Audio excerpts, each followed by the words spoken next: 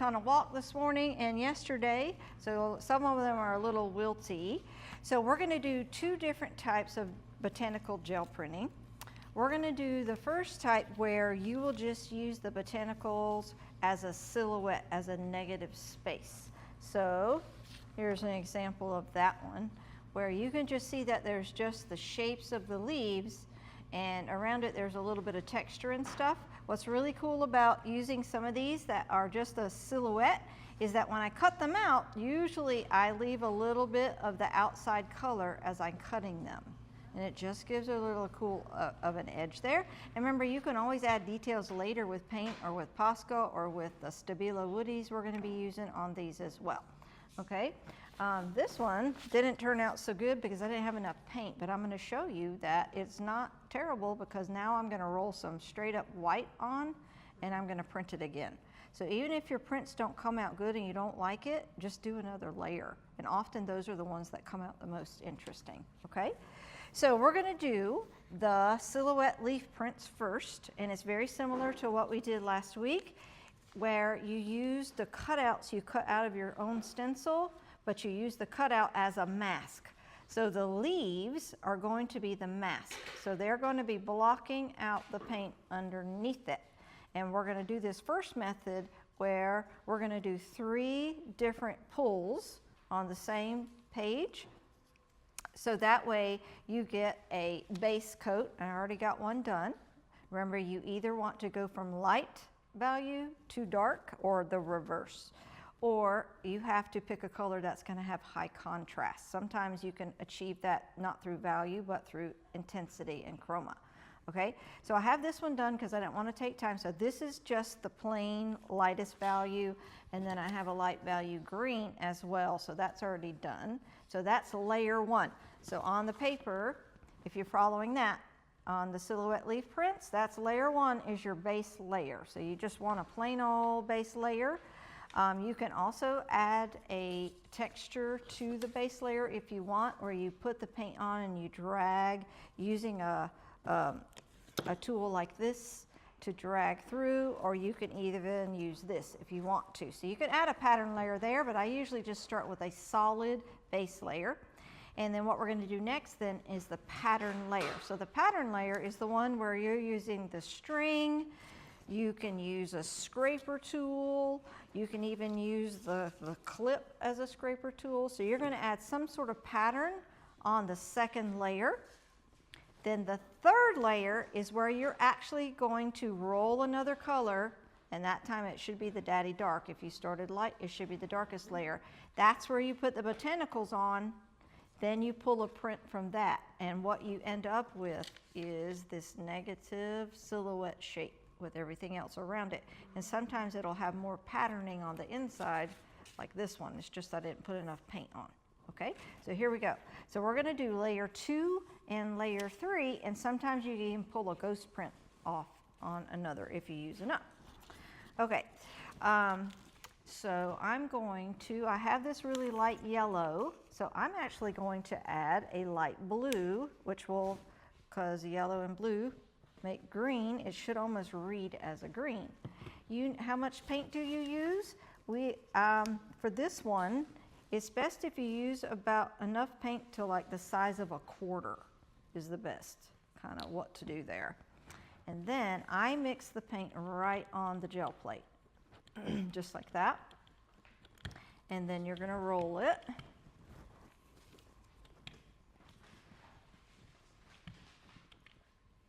Just like so. Okay, so now I'm going to create a pattern in this paint. And so I'm just going to kind of pull the drag tool through. I could try a different tool if I want to create a pattern in that layer. You can use the string as your pattern layer like we did last week. Okay, and then I'm going to take this, and wherever I drug the tool, the paint was removed, so you'll be able to see more of the yellow in those patterned areas.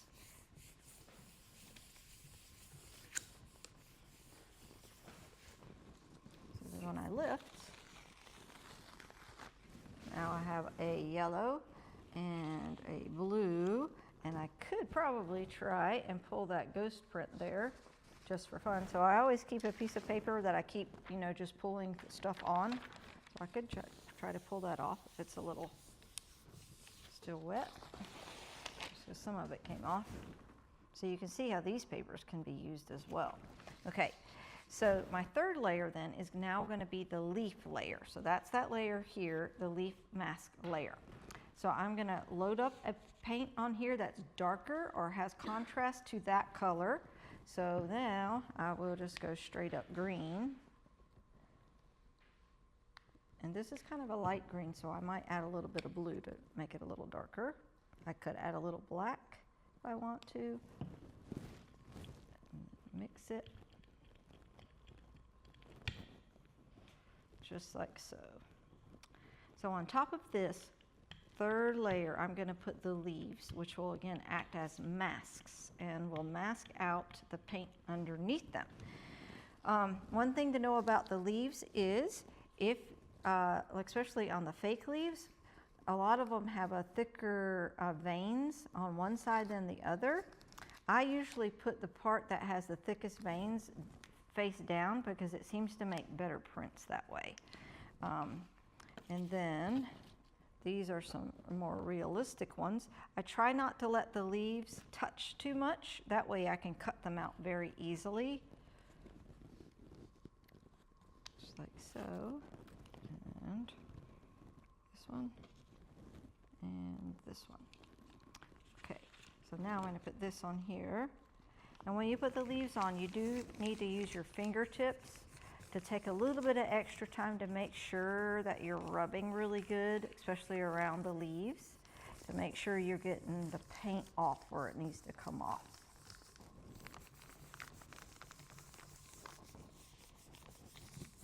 Okay. And, okay. Drum roll, please. There we go. So now I have these really cool leaf silhouettes that have a very interesting pattern in it, which when you use it as collage, the best thing about collage is that you can use things like this as a little surprise factor. So, so that is when you're just using the botanicals more as a mask, and we're not trying to pick up the ghost print from on the same page, which is what I'm going to show you next. Is everybody with me on that one? Mm-hmm. Okay. So now you can, when you pull these off, sometimes if you worked fast enough, you can pull the ghost print off. But I think I've already been talking too much. So we'll find out.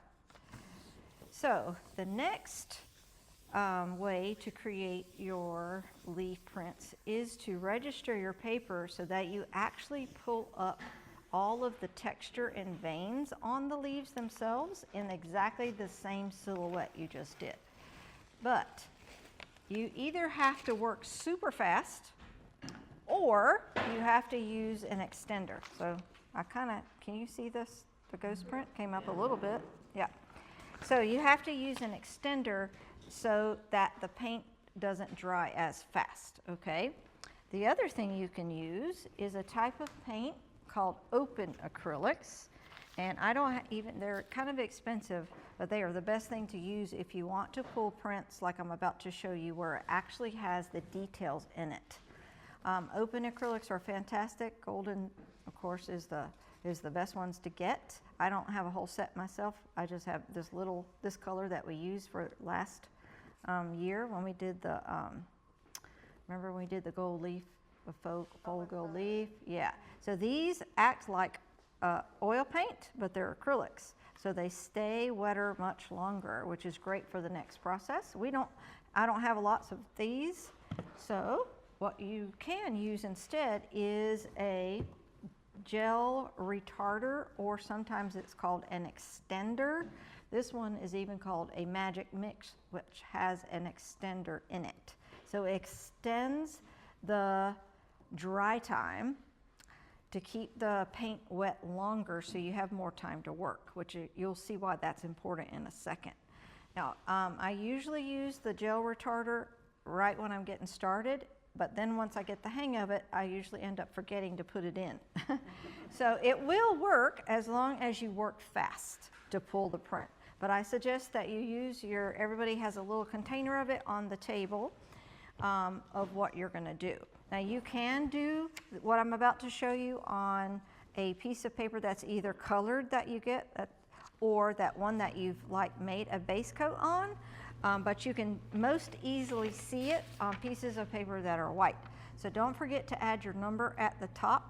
Usually on the back would be even better, but these scrap pieces you can either use the printout or you can use the white side. It's totally up to you. I like it when some of the print comes through, but it's just what you like to do, okay? All right, so we're going to do the silhouette leaf prints. So step one, where you have to register your paper, meaning we want the paper to land at the same place for both prints, okay? So before, when you saw me making this, you notice I was just putting it on there. We want this time to make sure it lands exactly at the same place. So in order to do that, you need to register the paper, and the simplest way to do that is to take 2 pieces of tape and tape it either at the top or on the side, depending on how big your paper is, where you have more room. So 2 pieces of tape is important because if you just have one, it's going to wiggle left and right and diagonally. So I just put 2 pieces of tape right up here at the top. That way, it's going to land in the same place for both prints. Everybody got that? Okay. You also are going to need your retarder or your extender as well. And again, you're going to need about a quarter size amount of paint, and then you will put a very small amount of retarder. So the extender retarder only needs about 25% of the mix or less. If you do too much, it just gets to be, it doesn't really work super well. So let's see, I'm going to go ahead and do a green. So I'm going to get a quarter size amount, kind of maybe a real bluey green color. So about the size of a quarter. And then I'm going to put my retarder in there, just like that. And then I'm going to mix it all together first, and that shouldn't dry as fast as how it was drying earlier. So I'm going to roll that on, and then I'm going to stick my botanicals on and pull the first print on that piece of paper that I just registered. I'm going to drop those on.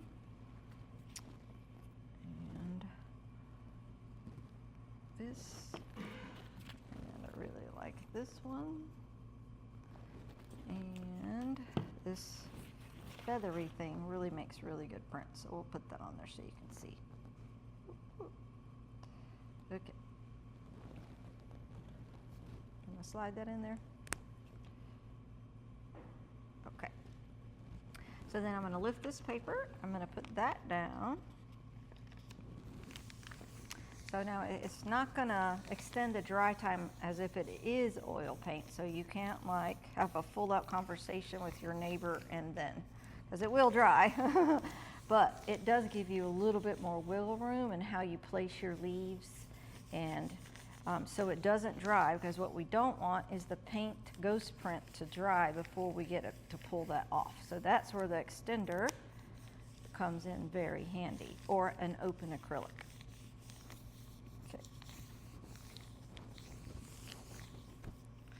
I'm just trying to use my fingers to make sure I get all around the leaves since they're a little 3D. Here we go. So here's the first one. And it gave me the silhouette because the leaves are the mask. Oop. Can you guys see that up there? And then once I pull these off, see how wet it looks? Can y'all see? Now watch, now I'm going to pop this right back down, and it's going to pull up all of that detail. So guess what? You are making these awesome prints that people will think, how did you paint that? You're like, oh, well, you know, I'm just really good. You don't have to tell them all your secrets. Oop. Yeah.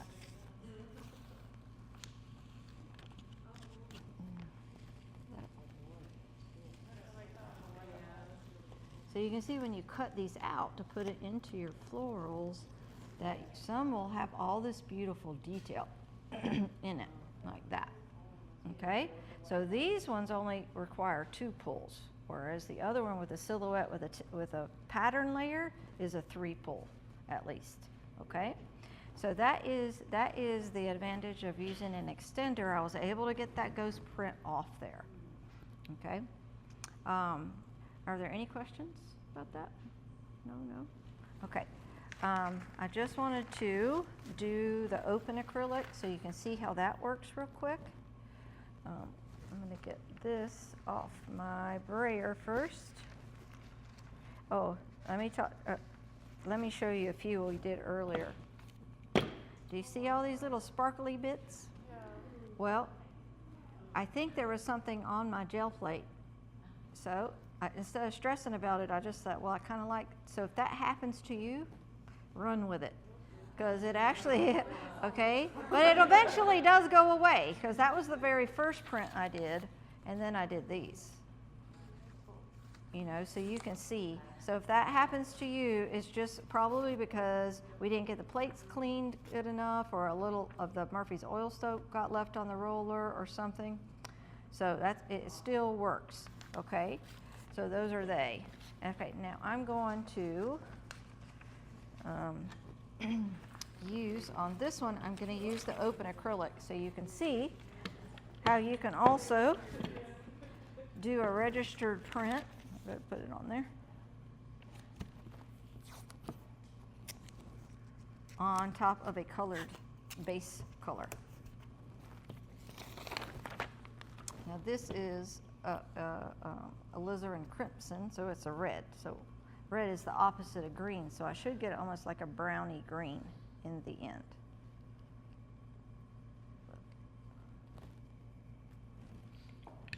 Don't be afraid to like throw another color into your greens. Sometimes, you know, it can really have really interesting effect. Your leaves don't have to be green either. You can do blue leaves, you can do red leaves.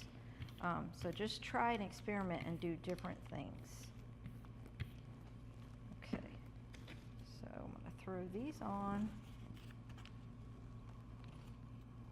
here, here.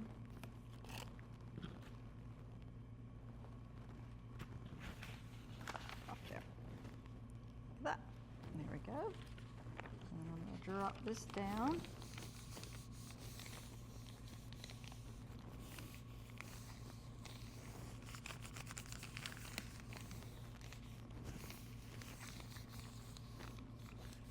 So this time I didn't have to use the extender because it's an open acrylic.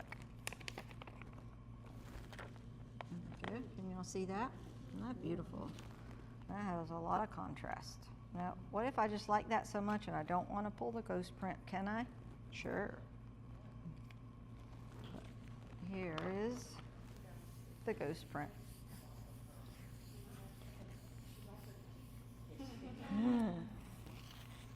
There we go. Look at all of that. Yes. Oh, so I'm sorry ahead of time, you're not going to want to stop. However, we will have a bucket full of soapy rags, so if you would just bring the soapy rag back to your table and clean that for us and dry it and put the thing that says pull it off, don't forget to pull that off, put that back on there. You can also pop that part out of the brayer and drop it into the bucket that will have Murphy's oil soap in it, and we'll get those cleaned for you. So we will be stopping like 15 minutes earlier than we usually do, just so we have time to clean this up.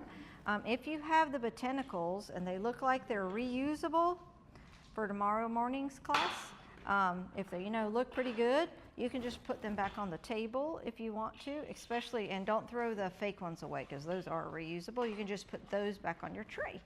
Okay, and so everybody should have string for your pattern layer. You should have some of the scrapers there. If you want to borrow scrapers from other tables, that's totally fine. So we have almost an hour and a half to do some awesome leafage, okay?